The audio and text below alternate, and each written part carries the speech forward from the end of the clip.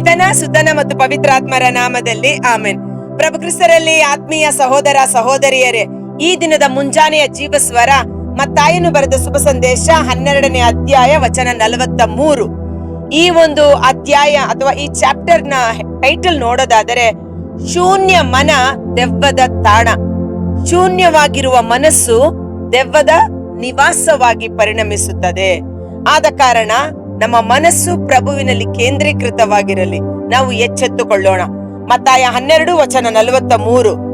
ದೆವ್ವವು ಒಬ್ಬ ಮನುಷ್ಯನನ್ನು ಬಿಟ್ಟು ತೊಲಗಿದ ಮೇಲೆ ನೆಲೆಯನ್ನು ಹುಡುಕುತ್ತಾ ಒಣಗಾಡಿನಲ್ಲಿ ಅಲೆದಾಡುತ್ತದೆ.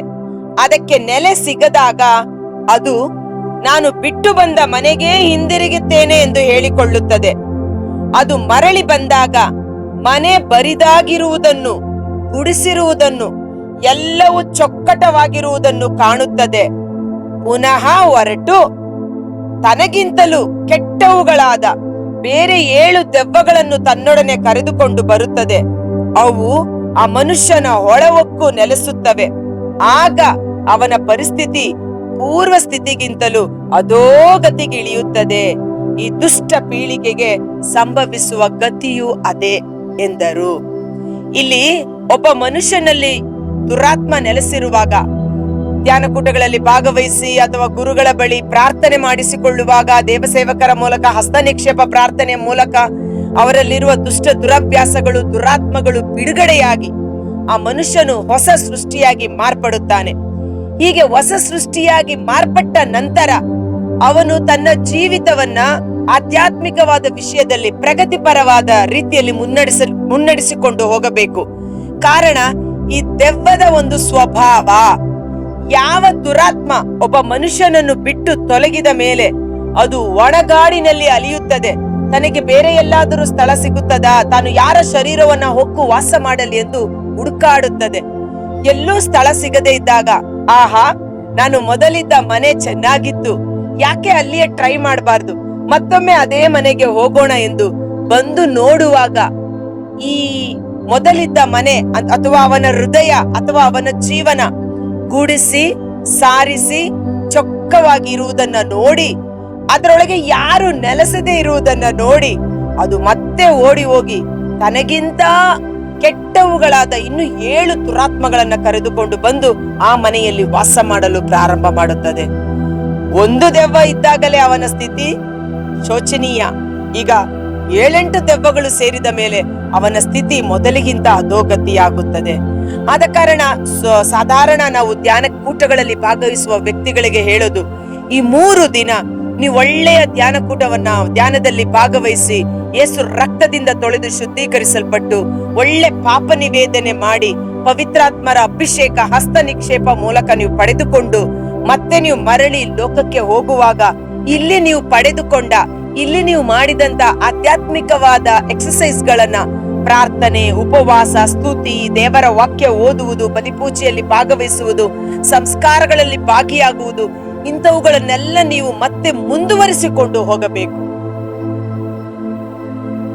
ಒಂದೊಮ್ಮೆ 3 ದಿನ ಧ್ಯಾನ ಚೆನ್ನಾಗಿತ್ತು, ಎಲ್ಲ ಗುಣ ಆಯ್ತು, ಎಲ್ಲ ಶುದ್ಧ ಆಯ್ತು, ಎಲ್ಲ ಬಿಡುಗಡೆ ಆಯ್ತು ಎಂದು ಹೊರಗಡೆ ಹೋಗಿ ಈ ಒಂದು ಆಧ್ಯಾತ್ಮಿಕವಾದ ಕೆಲಸಗಳನ್ನ ನಾವು ಮಾಡದೆ ಮತ್ತೆ ಪ್ರಾಪಂಚಿಕವಾದ ರೀತಿಯಲ್ಲಿ ಹಳೆಯ ವಿಷಯಗಳಿಗೆ ಪ್ರಾಮುಖ್ಯತೆ ಕೊಟ್ಟಿದ್ದೇ ಆದರೆ ಮೊದಲಿಗಿಂತ ನಮ್ಮ ಸ್ಥಿತಿ ಅಧೋಗತಿಯಾಗುತ್ತದೆ.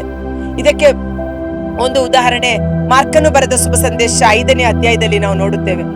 ಸುಮಾರು ಗಣಗಳು, ಆ ವ್ಯಕ್ತಿಯ ಶರೀರದಲ್ಲಿ ಅನೇಕ ದುರಾತ್ಮಗಳು ಸೇರಿಕೊಂಡಿದ್ದವು. ಕಲ್ಲಿನಿಂದ ತನ್ನ ಶರೀರವನ್ನ ಚಚ್ಚಿಕೊಂಡು ಬಟ್ಟೆ ಪರ ಇಲ್ಲದೆ ನಗ್ನನಾಗಿ ಸಮಾಧಿಗಳಲ್ಲಿ ಓಡಾಡುತ್ತಿದ್ದ, ಕಿರಿಚಾಡುತ್ತಿದ್ದ, ಕೂಗಾಡುತ್ತಿದ್ದ. ಅವನ ಕೈಗಳನ್ನು ಸರಪಣಿಗಳಿಂದ ಕಟ್ಟಿ ಹಾಕಿದ್ದರು, ಅವನನ್ನ ಬಂಧಿಸಲು ಸಾಧ್ಯವಾಗಿರಲಿಲ್ಲ. ಇಂಥ ವ್ಯಕ್ತಿ ಯೇಸು ಆತನನ್ನ ಸಂಧಿಸಿ ಆತನಲ್ಲಿದ್ದ ದುರಾತ್ಮಗಳನ್ನ ಬಿಡುಗಡೆ ಮಾಡಿದ ಮೇಲೆ ಆತ ಮಾಡಿದ ಕೆಲಸವಾದರೂ ಏನು? ಮಾರ್ಕ 5 ವಚನ 15ರಲ್ಲಿ ನಾವು ನೋಡುತ್ತೇವೆ, ಅವನು ಸ್ವಸ್ಥ ಬುದ್ಧಿಯನ್ನು ಪಡೆದುಕೊಂಡ ಮೇಲೆ ಬಟ್ಟೆಯನ್ನ ಧರಿಸಿಕೊಂಡು ಯೇಸುವಿನ ಪಾದದ ಬಳಿ ಕುಳಿತು ಯೇಸುವಿನಿಂದ ಹೊರಟು ಬಂದ ಜೀವ ಸ್ವರ ದೇವರ ವಾಕ್ಯವನ್ನ ಆಲಿಸುತ್ತಿದ್ದ. ಪ್ರಭು ಯೇಸು ಅಲ್ಲಿಂದ ತನ್ನ ಪ್ರಯಾಣವನ್ನ ಮುಂದುವರಿಸುತ್ತೇನೆ ಅನ್ನುವಾಗ ಆತ ಹೇಳುತ್ತಾನೆ, ಯೇಸುವೆ, ನಾನು ಸಹ ನಿಮ್ಮ ಜೊತೆಯೇ ಬಂದು ಬಿಡುತ್ತೇನೆ. ನಾನು ಇನ್ನು ಮೇಲೆ ನಿಮಗಾಗಿ ಜೀವಿಸುತ್ತೇನೆ, ನಿಮ್ಮೊಟ್ಟಿಗೆ ಇರುತ್ತೇನೆ ಎಂದು ತನ್ನ ಹೊಸ ಜೀವನವನ್ನ ಮುಂದುವರೆಸುವ ಅಪೇಕ್ಷೆಯನ್ನ ತೋರಿಸುತ್ತಾನೆ. ಆಗ ಯೇಸು ಹೇಳುತ್ತಾರೆ, ಒಳ್ಳೆಯದು, ಆದರೆ ನೀನು ನಿನ್ನ ಸ್ವಂತ ಊರಿಗೆ ಹೋಗಿ ಅಲ್ಲಿ ದೇವರು ನಿನಗೆ ಮಾಡಿದ ಅದ್ಭುತ ಕಾರ್ಯಕ್ಕೆ ಸಾಕ್ಷಿಯಾಗಿ ನಿಲ್ಲು. ಆದ ಕಾರಣ ಅವನು ಹಿಂದಿರುಗಿ ತನ್ನ ಸ್ವಂತ ಊರಿಗೆ ಹೋಗಿ ಅಲ್ಲಿ ಸುವಾರ್ತೆ ಸಾರುವ ವ್ಯಕ್ತಿಯಾದ, ಸುವಾರ್ತೆ, ಗುಡ್ ನ್ಯೂಸ್. ಏನದು ಗುಡ್ ನ್ಯೂಸ್?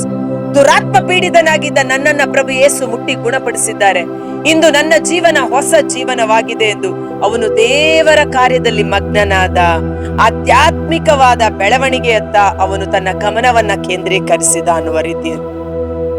ಅದೇ ಮತ್ತೊಂದು ಕಡೆ ನಾವು ನೋಡ್ತೇವೆ, ಯೋಹಾನನು ಬರೆದ ಶುಭ ಸಂದೇಶ 5ನೇ ಅಧ್ಯಾಯದಲ್ಲಿ ಆ ಪಾರ್ಶ್ವವಾಯು ರೋಗಿಯನ್ನ ಗುಣಪಡಿಸಿದ ಪ್ರಭು ಯೇಸು ಬೆತ್ಸದ ಕೊಳದ ಬಳಿ ಇದ್ದ ರೋಗಿಗೆ ಹೇಳುತ್ತಾರೆ, ಮಗನೇ, ನೀನು ಈಗ ಗುಣ ಹೊಂದಿರುವೆ, ಮತ್ತೆ ಹಳೆಯ ಪಾಪವನ್ನ ಮಾಡಬೇಡ, ಮಾಡಿದರೆ ನಿನ್ನ ಸ್ಥಿತಿ ಈಗಿನ ಸ್ಥಿತಿಗಿಂತ ಅಧೋಗತಿಯಾಗುತ್ತದೆ.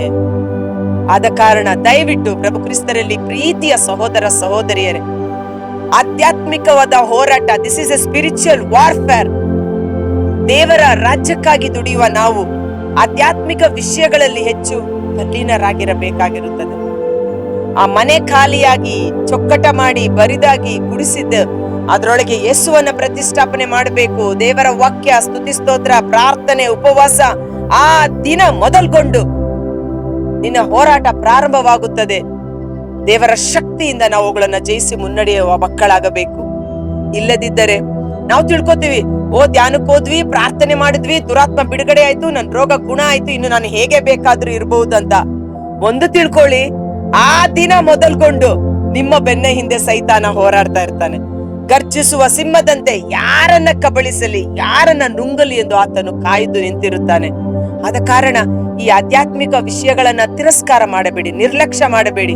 ಸಂತ ಪೌಲ ಬಹಳ ಸ್ಪಷ್ಟವಾಗಿ ಹೇಳುತ್ತಾರೆ, ಹಸ್ತ ನಿಕ್ಷೇಪ ಪ್ರಾರ್ಥನೆ ಮೂಲಕ ನೀನು ಪಡೆದುಕೊಂಡ ವರದಾನವನ್ನ ಅಲಕ್ಷ್ಯ ಮಾಡಬೇಡ, ಪುನಃ ಪ್ರಜ್ವಲಿಸುವಂತೆ ಮಾಡು ಎಂಬುದಾಗಿ. ಕರ್ತರಾದ ಯೇಸುವೇ, ಮುಂಜಾನೆ ವೇಳೆ ಜೀವಸ್ವರವನ್ನು ಆಲಿಸುತ್ತಿರುವ ಪ್ರತಿಯೊಬ್ಬ ಸಹೋದರ ಸಹೋದರಿ ನಿಮ್ಮ ಕರಗಳಿಗೆ ಸಮರ್ಪಿಸುತ್ತೇನೆ. ದೇವರ ಸಾಮ್ರಾಜ್ಯ ನೂಕು ನುಗ್ಗಲಿಗೆ ಗುರಿಯಾಗಿದೆ, ಬಲ ಪ್ರಯೋಗ ಮಾಡುವವರು ಅದನ್ನ ವಶಪಡಿಸಿಕೊಳ್ಳುವರು ಎಂಬ ವಾಕ್ಯದಂತೆ ನಾವು ಪಡೆದುಕೊಂಡ ಪವಿತ್ರಾತ್ಮರ ವರದಾನವನ್ನು, ಪಡೆದುಕೊಂಡ ಪವಿತ್ರಾತ್ಮರ ಕೃಪಾವರಗಳು, ಉಪವಾಸ, ಪ್ರಾರ್ಥನೆ, ದೇವರ ವಾಕ್ಯ ಓದುವುದು, ಮಧ್ಯಸ್ಥಿಕೆ ಪ್ರಾರ್ಥನೆಯಲ್ಲಿ ಭಾಗಿಯಾಗುವುದು, ದಿನಕ್ಕೆ 1 ಗಂಟೆಯಾದರೂ ದೇವರೊಟ್ಟಿಗೆ ಸಂಧಿಸುವುದು, ಪ್ರಾರ್ಥನೆ ಮೂಲಕ ಇಡೀ ಲೋಕಕ್ಕಾಗಿ ಪ್ರಾರ್ಥಿಸುವುದು, ಮೊಣಕಾಲೂರಿ ಪ್ರಾರ್ಥಿಸುವ ನಮ್ಮ ಕಾಲುಗಳು, ಕರವೆತ್ತಿ ಸ್ತುತಿಸುವ ನಮ್ಮ ಒಂದು ಅಭಿಷೇಕ ನಷ್ಟವಾಗದಂತೆ ದಿನೇ ದಿನೇ ಇವು ಇನ್ನೂ ಹೆಚ್ಚು ಆತ್ಮೀಕವಾದ ಬೆಳವಣಿಗೆಯನ್ನು ಹೊಂದಿಕೊಳ್ಳುವಂತೆ ಪವಿತ್ರಾತ್ಮರು ನಮ್ಮೊಬ್ಬೊಬ್ಬರನ್ನ ಬಲಪಡಿಸಲಿ. ಇವತ್ತು ನಾವು ಪಡೆದುಕೊಂಡ ಸೌಖ್ಯ, ರೋಗ, ಆ ದುರಾತ್ಮಗಳು ಮತ್ತೆ ನಮ್ಮ ಬಳಿ ಬಾರದಂತೆ ಯೇಸು ರಕ್ತದ ಕೋಟೆಯನ್ನ ಹಾಕಿ, ಪವಿತ್ರಾತ್ಮರ ಅಗ್ನಿಯ ಬೇಲಿಯನ್ನು ಹಾಕಿ, ನಮ್ಮೊಳಗೆ ಆ ಪವಿತ್ರಾತ್ಮರ ಅಗ್ನಿ ಸದಾ ಪ್ರಜ್ವಲಿಸುತ್ತಿರಬೇಕು. ಆ ಅಗ್ನಿ ನಮ್ಮಲ್ಲಿ ಸದಾ ಪ್ರಜ್ವಲಿಸುತ್ತಿದ್ದಾಗ ಯಾವ ಉಪದ್ರವ, ಯಾವ ಪೀಡೆ, ಯಾವ ಕೆಡುಕು ನಮ್ಮ ಕೂಡಾರದ ಬಳಿ ಸುಳಿಯಲಾರದು. ಆ ಪವಿತ್ರಾತ್ಮರ ಅಗ್ನಿ ನಮ್ಮೊಬ್ಬೊಬ್ಬರಲ್ಲಿ ಸದಾ ಪ್ರಜ್ವಲಿಸುವಂತೆ, ಪವಿತ್ರಾತ್ಮರ ಅಭಿಷೇಕ ಕಂಗೊಳಿಸುವಂತೆ, ಪುನಃ ಪ್ರಜ್ವಲಿಸುವಂತೆ ಪವಿತ್ರಾತ್ಮರ ಕೃಪಾವರಗಳು ನಮ್ಮಲ್ಲಿ ಕಾರ್ಯ ಮಾಡಲಿ. ಯೇಸುವಿನ ಅದ್ಭುತಕರವಾದ ನಾಮದಲ್ಲಿ ಪ್ರಾರ್ಥಿಸುತ್ತೇನೆ, ಆಮೆನ್.